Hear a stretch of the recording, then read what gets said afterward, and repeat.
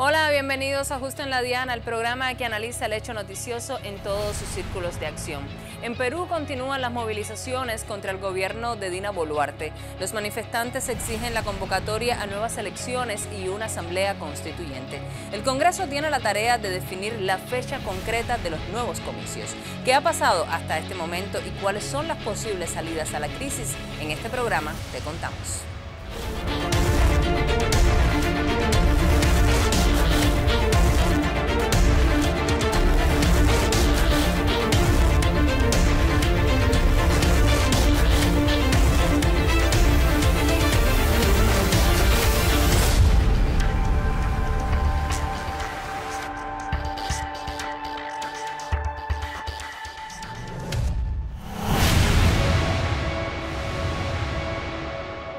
Escenas ya habituales en Lima. Desde hace casi 2 meses, los manifestantes salen a la calle casi a diario. El 7 de diciembre, el expresidente Pedro Castillo fue destituido. Los manifestantes exigen un adelanto electoral y la disolución del Congreso. Es el mayor responsable del caos que vive el Perú. El Congreso tiene en sus manos la solución y no quieren perder sus privilegios y quieren entornillarse en el poder. La sucesora de Castillo, la presidenta Dina Boluarte, ha descartado dimitir. Pero las crecientes protestas la han puesto contra las cuerdas. Recientemente instó al Parlamento a que adelante las elecciones, pero el martes los legisladores pospusieron el debate una vez más. En la calle no se vislumbra el fin de las protestas. Vamos a seguir hasta el último, porque nosotros no vamos a permitir esos atropellos que tiene la señora Dina con el Congreso corrupto. Los enfrentamientos entre manifestantes y fuerzas de seguridad han dejado al menos 48 muertos. La situación se deja sentir en la economía. Los bloqueos de carreteras han provocado escasez de productos básicos y combustible en varias regiones.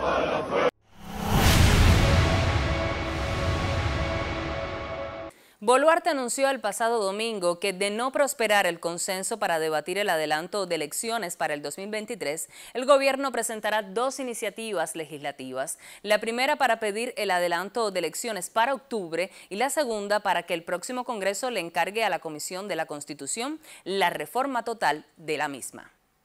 Depende única y exclusivamente del Congreso de la República la responsabilidad de aprobar el adelanto de elecciones para este año 2023. Por ello anuncio que de no prosperar el consenso en el Congreso el día de mañana para debatir el adelanto de elecciones al 2023, el Ejecutivo estará presentando inmediatamente 2 iniciativas legislativas con carácter de urgencia. La primera es debatir una reforma constitucional para que las elecciones generales sean indefectiblemente este año 2023. La primera vuelta en octubre y la segunda, de ser el caso, en diciembre. Estas cuestiones implican, como es evidente, una reforma constitucional que incorpore disposiciones transitorias especiales a efecto de regular la situación de excepción descrita. La propuesta aborda fundamentalmente los siguientes supuestos.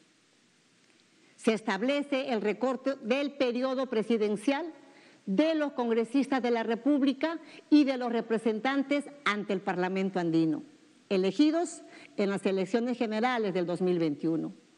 Se dispone, además, que el presidente de la República convoque a elecciones generales para el segundo domingo de octubre de este año 2023.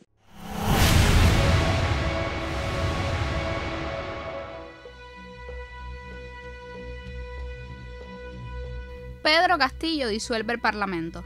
El 7 de diciembre de 2022, el presidente anunció en cadena nacional el cierre del Parlamento, el toque de queda y un ejecutivo por decreto. El anuncio ocurrió apenas horas antes de que los legisladores debatieran su juicio político. El juicio político y la detención.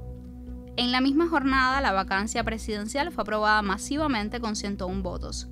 Castillo fue arrestado cuando intentaba llegar a la Embajada de México para pedir asilo. Dina Boluarte asume el cargo. Luego de la destitución de Castillo, la vicepresidenta se convirtió en la primera presidenta de Perú. Reacción de la comunidad internacional. Estados Unidos y la Unión Europea respaldaron la supuesta estabilidad democrática y se comprometieron a trabajar con la flamante presidenta. En tanto, países como Colombia, México, Argentina y Bolivia condenaron el juicio político contra Castillo. Las manifestaciones y las muertes. El clima social comenzó a tornarse más violento con fuertes enfrentamientos entre los manifestantes y las fuerzas de seguridad. El 11 de diciembre se registraron los primeros 2 muertos, pero ya son más de 50. Estado de emergencia y toque de queda. Ante la violencia y la creciente presión social, el 14 de diciembre Boluarte declaró el estado de emergencia en 7 departamentos. La medida suspendió los derechos constitucionales relativos a la inviolabilidad de domicilio, la libertad de tránsito y la libertad de reunión. Acusaciones de abuso por parte de las fuerzas de seguridad. El secretario general de la ONU, Antonio Guterres, pidió a las autoridades peruanas que lleven a cabo investigaciones rápidas, efectivas e imparciales de las muertes registradas. Cronograma electoral. Boluarte tiene la intención de completar el mandato de Castillo hasta 2026, pero ante la presión de las protestas cada vez más masivas, presentó al Congreso un proyecto de ley para adelantar los comicios. La mandataria desea que se realicen este año, pero aún no logra el respaldo parlamentario necesario.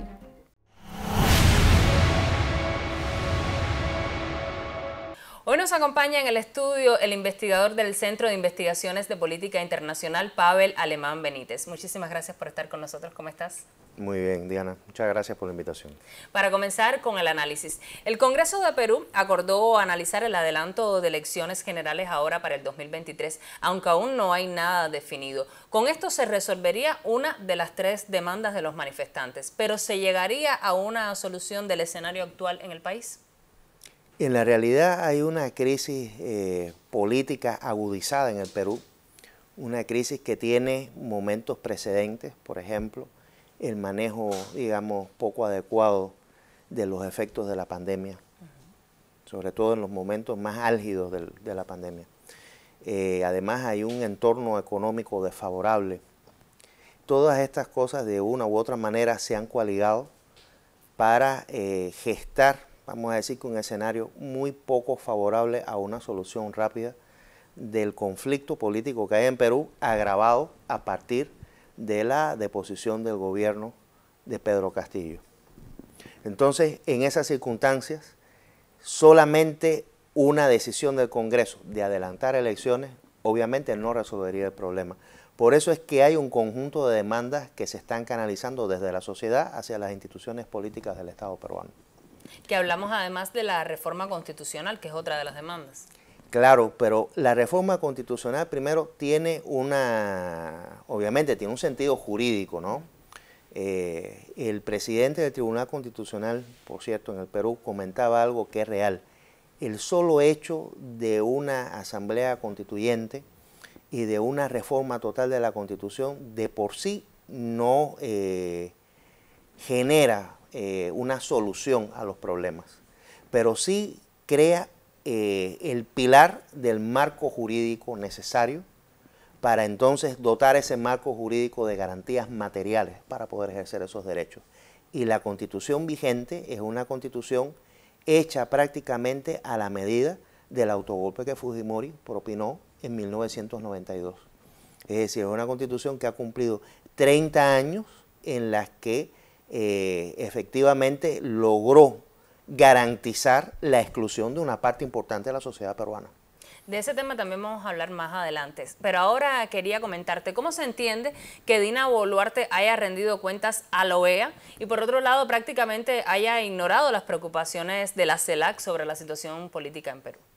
Bueno, la Organización de Estados Americanos institucionalmente tiene, digamos, una larga data y además tiene mecanismos de resolución de conflictos. La propia Corte Interamericana de Derechos Humanos ha estado pendiente del conflicto político que hay en Perú y sobre todo de la represión de algunas instituciones del Estado contra los manifestantes. La CELAC, por otro lado, ha estado inmersa en un impasse hace unos años atrás, recién está, digamos, poco a poco saliendo de ese letargo en el que se encontraba, a partir de que hay un grupo de gobiernos que han asumido en la región digamos, una postura más proactiva y que pretende restaurar el papel de la CELAC en el escenario hemisférico. Pero no hay que descartar tampoco también las intencionalidades políticas que hay detrás de esto. Es decir, la Organización de Estados Americanos en buena medida todavía sigue respondiendo a los intereses de Estados Unidos en la región, y la CELAC se presenta como un espacio plural, pero favorable a las posiciones soberanas de los estados latinoamericanos y caribeños. Pero hasta la misma OEA recientemente ya estaba pidiendo el adelanto de elecciones en Perú. Porque ha sido una crisis muy prolongada, ha sido una crisis además que ha desgastado la legitimidad del Estado peruano. Yo creo que para el poco tiempo que llevan las movilizaciones sociales, el saldo negativo de la represión policial y militar ha sido muy elevado. Y es una represión que la actual presidenta Dina Boluarte parece desconocer, porque ella está hablando de una posición contraria, como si las fuerzas policiales fueran las que estuvieran recibiendo la violencia de los manifestantes. Es que incluso en la sociedad peruana todavía no se ha recuperado del todo, no ha cerrado, digamos, las heridas del pasado, de las 2 décadas de violencia por parte del Estado en su lucha contra los movimientos insurgentes, en particular contra Sendero Luminoso, que provocó algo así como unos 70.000 muertos y desaparecidos en esas 2 décadas. Es decir, todavía la sociedad peruana no logra recuperarse de eso, a pesar de que hubo una Comisión de la Verdad y la Reconciliación que de alguna manera trató de zanjar, por lo menos de manera pública, y yo creo que con bastante transparencia, lo que había sucedido en aquellas 2 décadas. Y sin lograr recuperarse, ahora tiene un nuevo escenario de violencia política. Así mismo es. Pavel, yo te propongo hacer una primera pausa para seguir analizando en los próximos minutos la situación en Perú. Tenemos otros elementos para compartir. Regresamos en solo minutos. No existe voluntad política, por lo menos en los grupos de la izquierda, para llegar a la posibilidad de reformar la Constitución con 87 votos. No los tenemos, y esa es la prueba de lo que ustedes están viendo el día de hoy. Necesitamos grandes cambios de trasfondo en el país, y eso únicamente lo podemos hacer a través de la construcción de un nuevo pacto social de mejor convivencia en el Perú. Y eso se hace a través de una asamblea constituyente, luego una nueva constitución. Va a tomar mucho tiempo. La necesidad urgente de que devolvamos el poder al pueblo, de que le podamos dar la oportunidad al pueblo de que decida, de que determine si quiere o no una asamblea constituyente. Tenemos una visión de las cosas y creemos, por ejemplo, que el proyecto del colega, el dictamen en minoría del colega Quito, tiene algunos problemas de tipo legal desde el principio. Primero, nos habla de elecciones en 4 meses, cuando la legislación electoral solamente habla de 4 meses cuando se trata de disolución del Congreso. Y ya los entes electorales han señalado que una elección mínimo son 270 días, o sea, 9 meses. Hablar de 4 meses no garantiza elecciones justas y transparentes. La posición de la bancada Perú Bicentenario lo tiene bien claro, elecciones adelantadas. Eso es la posición que ha mantenido desde un inicio. Pero unas elecciones adelantadas que vayan con algo que el pueblo reclama. En ese sentido, como demócratas, la bancada del Bicentenario abriga la esperanza desde la deposición de actitudes y buscamos ese consenso porque nuestro pueblo no puede resistir. Necesitamos paz. La calle necesita paz y la paz la vamos a dar desde este Congreso. Lamentablemente hay una mayoría que hasta el día de hoy se ha puesto insensible a la situación del país y no quiere consensuar. Muestra de ello es que se ha demorado tanto para poder debatir este dictamen en minoría.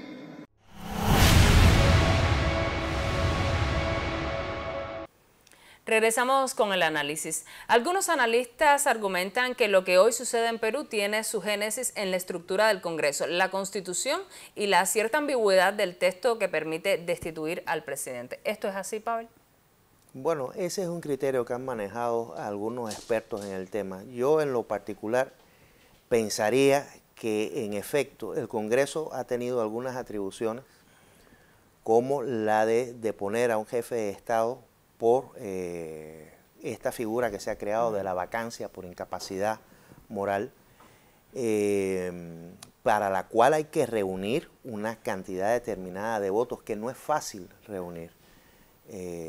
A Pedro Castillo, por ejemplo, lo intentaron vacar en más de una ocasión. Y no ha sido hasta el día en que intentó disolver el Congreso que se han reunido los votos necesarios para presentar esa vacancia. De todas formas, lo cierto es que los jefes de Estado, los últimos jefes de Estado del Perú, han llegado en una posición, digamos, bastante débil respecto a las fuerzas políticas representadas en el Congreso. Incluso se pudiera decir que Fuerza Popular, el partido político que adscribe a Keiko Fujimori, ha sido, digamos, la gran sombra política en el Congreso peruano. Y hay otras fuerzas políticas, por ejemplo, representadas que cuando uno busca en su historia, su origen precisamente proviene del fujimorismo. Entonces hay como 3, 4 fuerzas políticas dentro del Congreso. Que son una extensión de lo mismo. Claro, de alguna manera tienen similitudes, empatías, comparten, digamos, pasados comunes, acervos comunes, tienen posicionamientos relativamente parecidos en la política peruana. Ahora bien, hablemos sobre el papel de Estados Unidos. Tristemente, Estados Unidos tiene una función en los golpes de Estado que han ocurrido en las últimas décadas en América Latina. En este caso de Perú, ¿cuál ha sido la posición de Washington? Yo creo que más que, no digo que Estados Unidos no tenga un nivel de involucramiento, pero a mí me parece que en primera instancia es un asunto, digamos, que emana de la propia oligarquía peruana y de las fuerzas políticas más conservadoras dentro del Perú. Luego, el posicionamiento que asuman los gobiernos de Estados Unidos, sea gobiernos, digamos, de una tendencia más conservadora, como lo fue el gobierno de Trump, o sea, de una tendencia, digamos, más liberal, como puede ser el Partido Demócrata, en el caso del gobierno de Biden, bueno, ya eso es otra historia. El gobierno de Biden ha seguido de manera bastante atenta la crisis política en Perú y se ha venido pronunciando paulatinamente. Yo creo que incluso ha ido subiendo el tono de sus pronunciamientos porque efectivamente es una situación bastante incómoda a nivel regional. Es decir, en un momento en el que ha habido una crisis política reciente, por ejemplo, en Brasil, ha habido otra crisis política reciente relativamente con algunos sectores de la oposición en Bolivia, la gente no quiere eso. Es decir, hay un estado de conciencia de que para poder solventar un grupo de problemas es necesario superar esos impases que generan las crisis políticas. Y el gobierno de Estados Unidos creo que también tiene un cierto grado de conciencia de esto, porque en la medida en que vaya transcurriendo los días, en la medida en que los niveles de represión se sostengan o aumenten, en la medida en que la sociedad peruana o aquel sector, digamos, más progresista de la sociedad peruana va a radicalizar sus demandas políticas. Ellos también están conscientes de que esto es un peligro de que se radicalice un proceso político que entonces no solamente sea una Asamblea Nacional Constituyente o la renuncia de la presidenta o unas nuevas elecciones generales, puede ir incluso un poco más allá, en un momento en el que hay un ascenso de gobiernos progresistas en la región. Es decir, y Perú ha sido desde mucho tiempo uno de los ejes más conservadores de la política en toda la región. También de ahí la preocupación de la CELAC de mantener nuestra región como una zona de paz y de poder neutralizar esta situación que actualmente vive Perú. Entonces tenemos bloqueos de carreteras, tenemos huelgas, tenemos manifestaciones y represión policial. Ante ese escenario, ¿cuáles son los posibles caminos para solucionar la crisis que hoy vive Perú? Diana, no hay una solución, digamos, definida, por lo menos en el horizonte inmediato.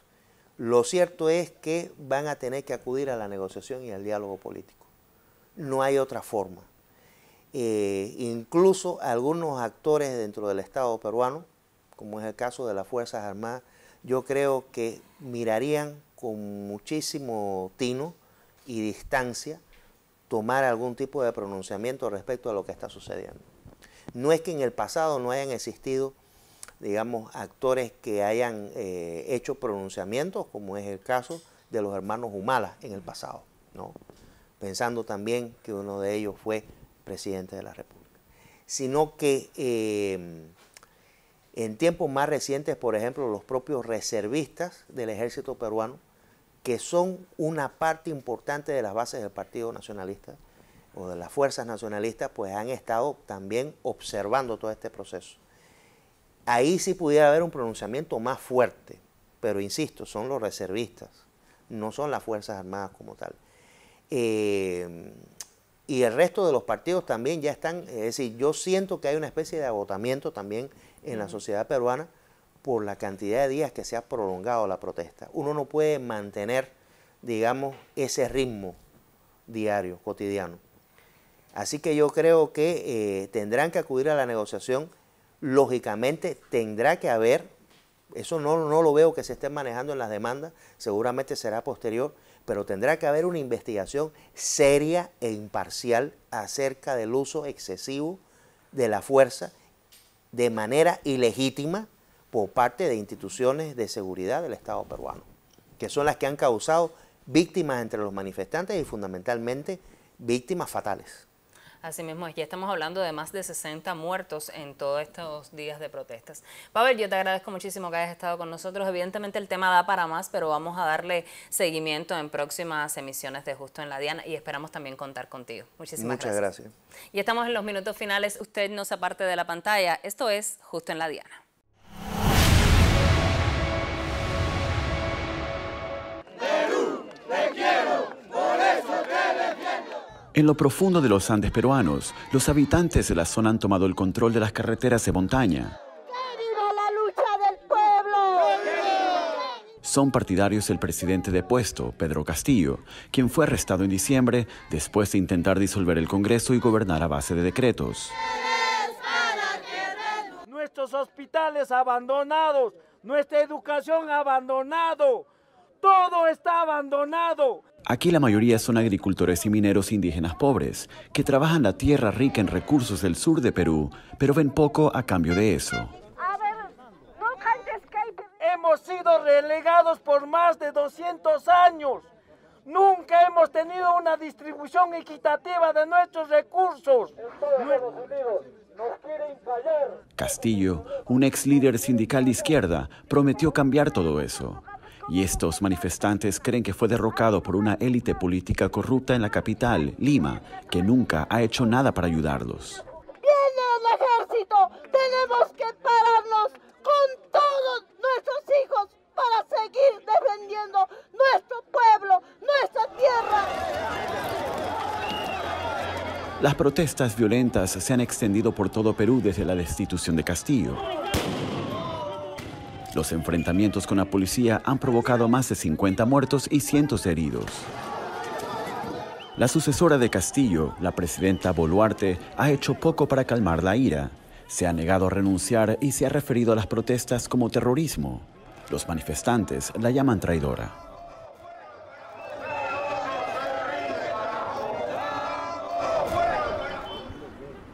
Pero mientras los puntos álgidos dominan los titulares, Perú se encuentra en un estado de parálisis. Cusco es el pueblo más grande cercano a Machu Picchu, por lo que depende en gran medida del turismo. El turismo se ha cerrado por completo, porque a los turistas se les ha dicho que es demasiado peligroso venir para acá.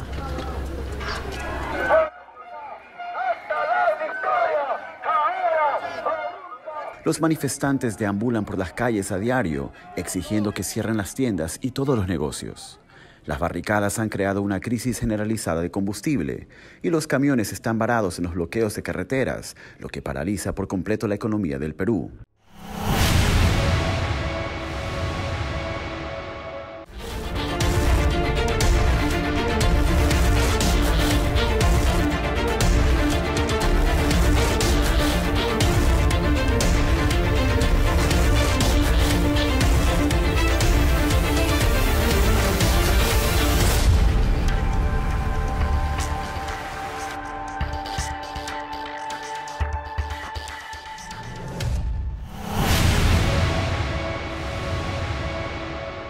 La situación de Perú evoluciona día a día en correspondencia con el accionar de las instituciones políticas y su respuesta o no a las demandas de los manifestantes. La única salida posible a la crisis es a la vez pacífica y constitucional, pero por el momento no se logran esas dos condiciones. Seguiremos de cerca este tema.